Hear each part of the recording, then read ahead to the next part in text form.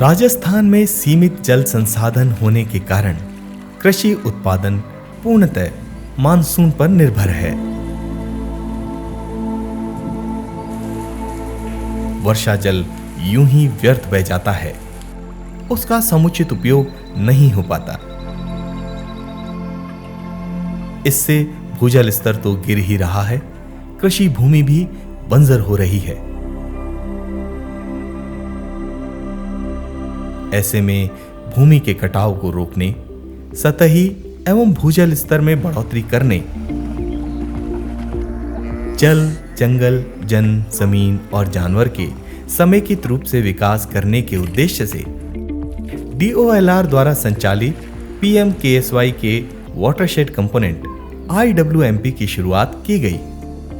12 में प्रोजेक्ट आया था, उसमें वीडियो साहब भी आए थे, बेगू से एक मीटिंग रखी गई। उसमें सभी को ग्राम पंचायत में सूचित किया गया कि जो भी पढ़े लिखे हो उसमें एक सचिव की और अध्यक्ष की ज़रूरत है। कमेटी बनेगी जैसे वाटर शेड की पहले चल रही है, उसमें जितने भी पढ़े लिखे थे वो आए थे और मैं भी गया था, मेरे को भी सूचना मिली थी। उसमें क्या कि सर ने बोला कि ज़्यादा आए थे, जो फिर क्वालिफिकेशन के आधार पर लिया था। जो हमारे क्या कि बीएड में, जैसे मैं बीएड क्लियर हूँ, मैं 2011 में बीएड की थी, 2011 में ही सर आए थे। जो मेरे क्लियर थी और मेरे जो साथी थे 2-3 उनके क्लियर नहीं थी, उसी क्वालिफिकेशन के आधार पर लिया था। उसके बाद हमारे को ये काम का चयन हुआ। काम का चयन है, जिसे हमने गांव में मीटिंग की, हर गांव में कि आपके गांव में किस चीज़ की कमी है। उन्होंने कहा कि हमारे गांव में पानी की टंकी की कमी है। गाँव बड़ा है, गाँव में एक ही टंकी थी जो कि वो फट गई सर। तो उसमें क्या कि पानी निकलता था और वहाँ जो पानी भरने जाते थे वहाँ भीड़ लगती थी भारी। जो आधे तो पानी भर सकते थे और आधे पानी भर नहीं सकते थे। तो एक टंकी और बनाने के बाद क्या हुआ कि सर वहाँ जो पनकट योजना बनी थी, जो वहाँ पानी भर के घर पे लेके जाते थे, तो उनकी थोड़ी बहुत मतलब सहूलियत मिल गई, वहाँ का आराम आ गया उनको सर के। हमारे यहाँ पे पथरीला एरिया है, जैसे ही पानी बरसता है वैसे नीचे चला जाता है, क्योंकि पहाड़ी इलाका है, पानी पूरा नीचे जाएगा। 2 घंटे 4 घंटे बाद वापस वही।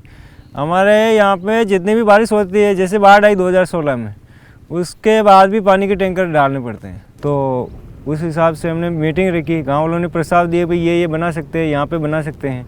उसी हिसाब से हमने अच्छी जगह देख के और बजट के हिसाब से बनवाए थे निकट। और उसमें जो पानी आता है, बरसात का पानी बह के नहीं जाता है और रुकता है, जैसे 2 महीने 3 महीने तो रुक ही जाता है बरसात के बाद।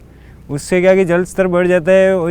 इसी वजह से एनीकट बनाने का नतीजा ये है कि हमारे जो मैनाल का झरना है अभी, वो बरसात में चलता है और गर्मी में आ जाता है, सूख जाता है, मतलब बहुत कम चलता है। अभी वो झरना अभी भी चल रहा है। अभी उसके लाभ ये है कि खेती में जैसे काम करते हैं तो वाटर कुएँ का लेवल ऊँचा आ गया और ट्यूबवेल का लेवल, जैसे हमारे पहले 600 पे पानी नहीं आता था, अभी 450 पे पानी आ जाता है आराम से।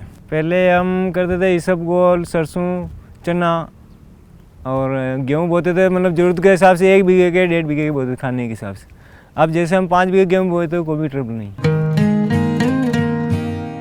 गांवों में कार्यक्रम के अंतर्गत पीने के और खेती के लिए पानी की उपलब्धता के बाद रोजगार के नए अवसरों की तलाश की गई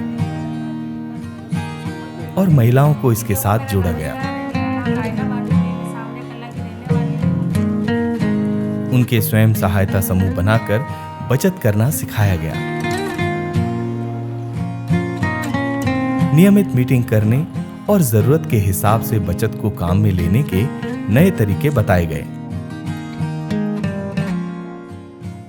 बेगू से सर आए, जो उन्होंने कहा भाई समूह बनाओ, तो फिर हम 10 औरतें मिलकर समूह बनाए। 10 महिला इकट्ठी होते हैं, फिर हर महीने एक सप्ते की एक मीटिंग करते हैं। तो फिर सप्ते में 25-25 रुपये बेले करते हैं, तो महीने के 1000 रुपये होते हैं। 1000 रुपये किसी के जरूरत होवे तो उनको दे देते हैं, नहीं होती है तो फिर बैंक में डला देते हैं। 2 रुपये सैकड़े से देते हैं, किसी को भी जरूरत हो तो। 10 ही महिला कह देती है भाई इसके जरूरत है तो कि इसको ये पैसे बेले हुए तो इनको दे दो, तो फिर उनको दे देते हैं हम 10 ही जनियों की राय करके।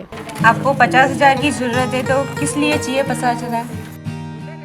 फिर उन्होंने कहा कि आपको ऋण मिलेगा, तो फिर ऋण दिया 25,000 रुपये। तो उनको हम मतलब 10 महिला को जिसके जो चीज़ की ज़रूरत थी उसने सबको बांट लिए 2,500 रुपये, जिसमें से मतलब मशीन ली, उससे फिर मैंने सिलाई करी, फिर रोज़गार बढ़ा, तो फिर मैंने दुकान डाल दी और लोन लेके राजीव गांधी से।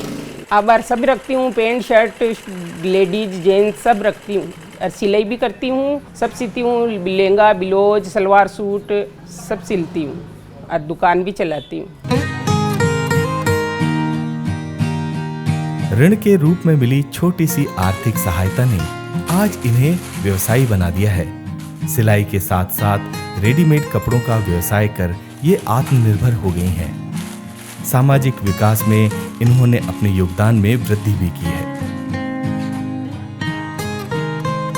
आज ये आत्मनिर्भर और आत्मविश्वास का जीवन तो जी ही रही हैं, साथ ही अपने परिवार का पालन पोषण भी कर रही हैं।